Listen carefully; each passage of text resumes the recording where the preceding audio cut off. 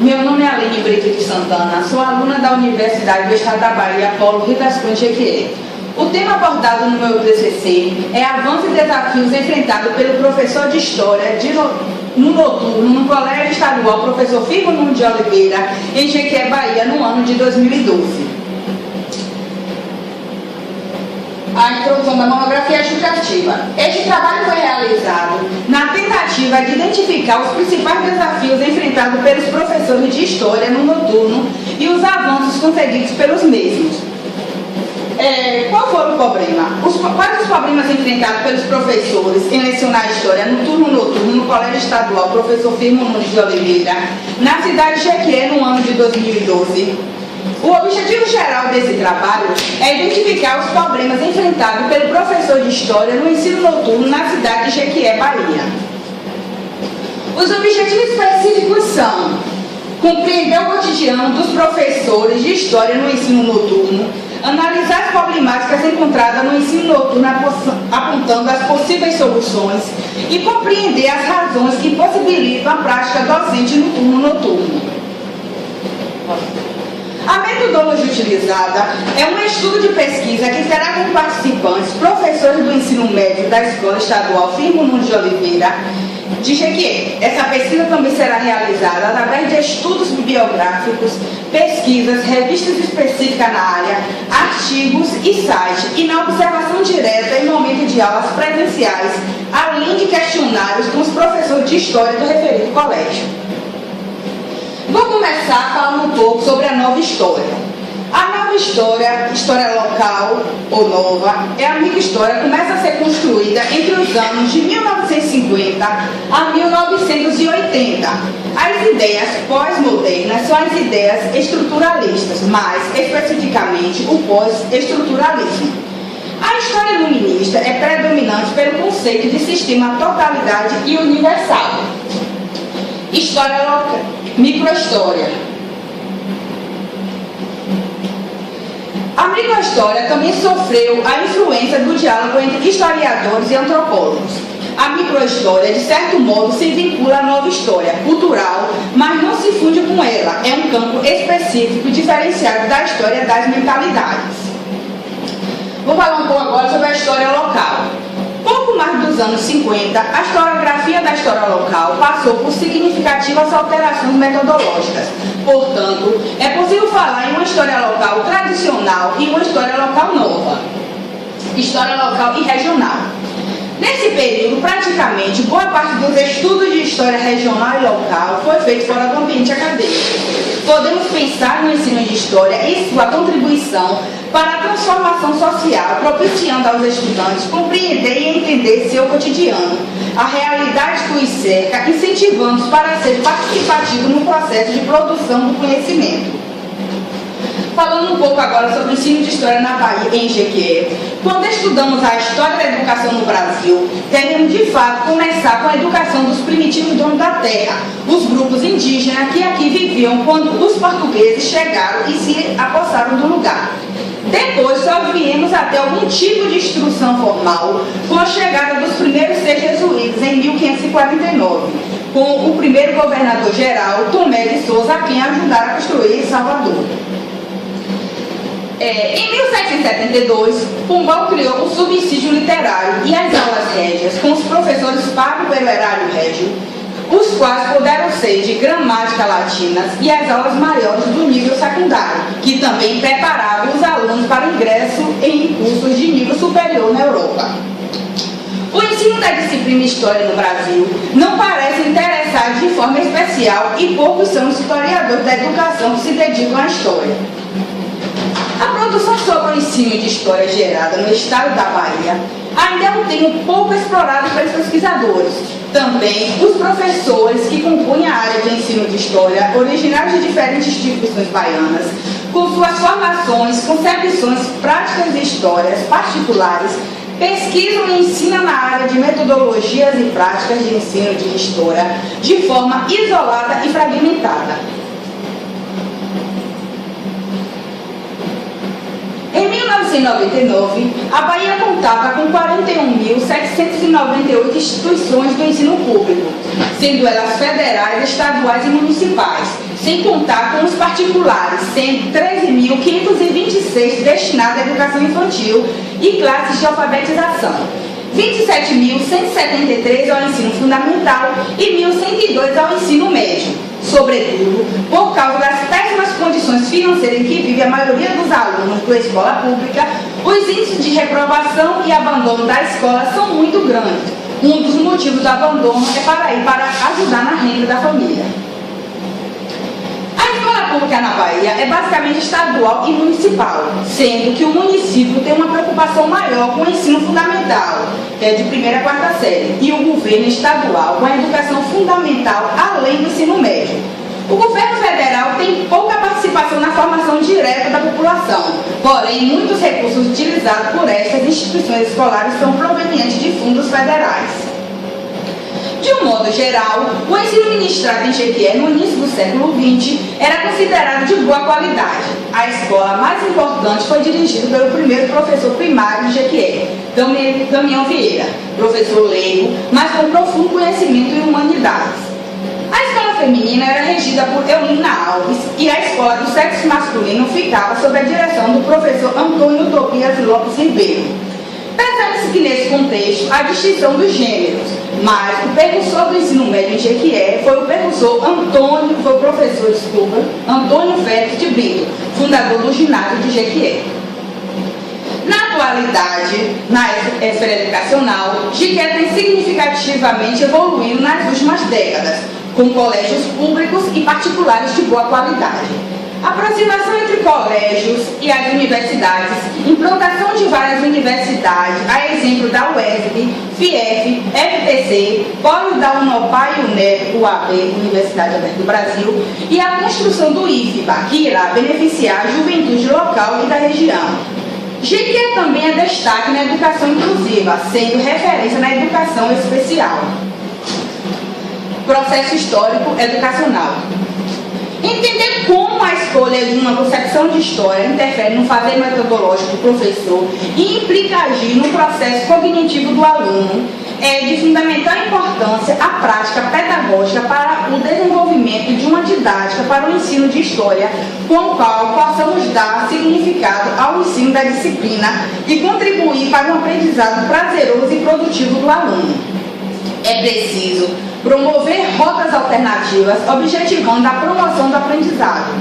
Piaget e Vygotsky afirma que aprender implica na desestruturação radical de esquemas vigentes de pensamento face a novas realidades que já não cabem a tais esquemas. Diante deste cenário, essa pesquisa buscou conhecer quais os avanços e desafios enfrentados por professores no ensino noturno de História e qual sua relação com o fazer pedagógico. E isso nos permitiu, a partir de elementos obtidos através de questionários, notar a preocupação e o interesse deles em aplicar sua concepção de ensino de história, possibilitando-nos rever e reelaborar sua prática de ensino. A reflexão é compreender os mecanismos que promovem os avanços e os desafios do professor de história, ao mesmo tempo em que abrange também a permanência do aluno na escola, promovendo a qualidade no ensino da disciplina. Assim, através dos registros do passado, é possível termos condições ou subsídios que certamente nos farão entender o percurso vivido por profissionais de educação ao longo da história. Vou falar um pouco agora sobre a história da escola Professor Firmo Nunes de Oliveira e o ensino médio noturno em avanços e desafios. O colégio está localizado na rua Largo do São Francisco, sem número, no bairro Joaquim Romão, Jequié, Bahia. A instituição está em funcionamento desde o ano de 1981, atendendo às seguintes modalidades de ensino: o ensino fundamental 2, o médio e o EJA, que é a educação de jovens e adultos. Situado em um bairro popular, detentor de vários problemas sociais, dentre eles o tráfico de drogas, é extremamente ativo, tendo elevados índices de violência. De acordo com a direção da escola, o nível de rendimento escolar pode ser considerado de médio a satisfatório, com um baixo índice de defasagem de conteúdo em relação à série. No ensino médio noturno, avanço e desafio, O ensino noturno no Brasil é um problema antigo que pendura até hoje, apesar dessa situação ainda existir no ensino brasileiro atualmente. O que chama a atenção é o número de alunos que abandonam o ensino médio. De acordo com o Censo Escolar de 2007 do Instituto Nacional de Estudos e Pesquisas Educacionais Anísio Teixeira, INEP-MEC, a evasão escolar entre jovens é alarmante. Dos 3,6 milhões de jovens que se matriculam no ensino médio, apenas 1,8 milhão conclui esse grau. Esta situação é vinculada a muitos obstáculos considerados, na maioria das vezes, intransponíveis para milhares de jovens que se afastam da escola e não concluem a educação básica. Dentre tais, destacamos a necessidade de trabalhar para ajudar a família e para seu próprio sustento, o ingresso na criminalidade e na violência, o convívio familiar conflituoso, a má qualidade de ensino, todos considerados fatores comuns na evasão escolar. Não podemos afirmar que o problema está relacionado não apenas à escola, mas também à família, às políticas de governo e aos próprios alunos. Outro fator a ser levado em consideração é a questão da estabilidade das relações escolares, na maioria das vezes provocada pela ausência dos docentes, por substituições no meio do ano por professores temporários de diversos tipos de licença, além da descontinuidade de um trabalho didático, identificação com o mestre e com o processo de ensino-aprendizagem. Conclusão e resultado. Diante deste cenário, é que realizamos a investigação através da aplicação de um questionário com 2 professores que lecionam a disciplina História com formação acadêmica em História no ensino médio.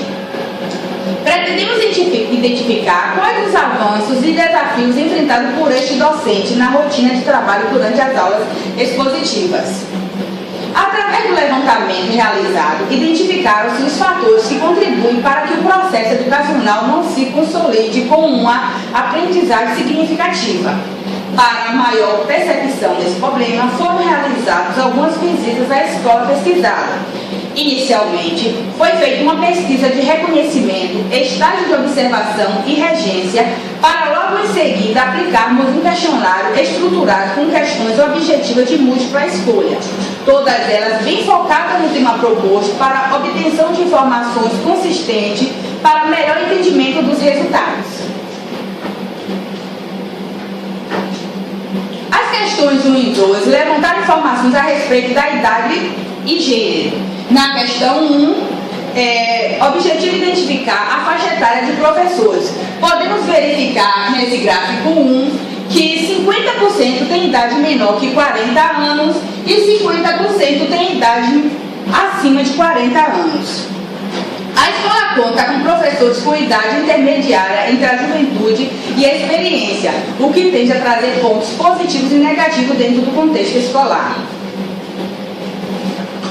No gráfico 2, podemos observar o gênero dos professores, onde, baseado nos dados, 100% representa o sexo feminino. Esse percentual reflete uma maior participação das mulheres no sistema educacional, o que não é diferente em outras áreas. Fica evidente que temos uma maior participação feminina em detrimento ao masculino. No gráfico 3, nessa questão, você consegue vencer o conteúdo de história durante o ano letivo? Nessa questão, 100% dos professores afirmaram que não conseguem vencer os conteúdos programados durante a jornada pedagógica no ano letivo. Cumprir o conteúdo proposto, segundo os mesmos, existe um universo de barreira e dificuldade que não permitem o cumprimento da programação durante o ano letivo. Informação verbal. No gráfico 4, quais as principais dificuldades encontradas na sua prática profissional em relação ao ambiente escolar? Fica evidente que, dentre as principais dificuldades inerentes à prática no ambiente escolar, podemos citar dificuldades de leitura, interpretação e escrita. Qual a sua formação profissional? De acordo com a pesquisa, os professores que atuam no turno noturno possuem licenciatura em História 50% e o outro 50% ao antigo magistério. Em que aspecto sua formação falhou em relação à sua prática docente?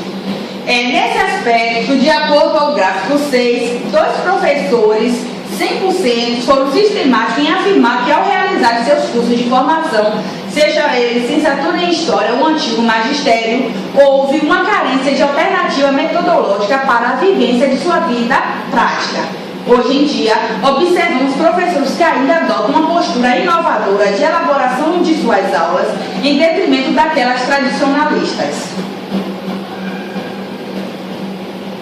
Essas são algumas referências. Nossa.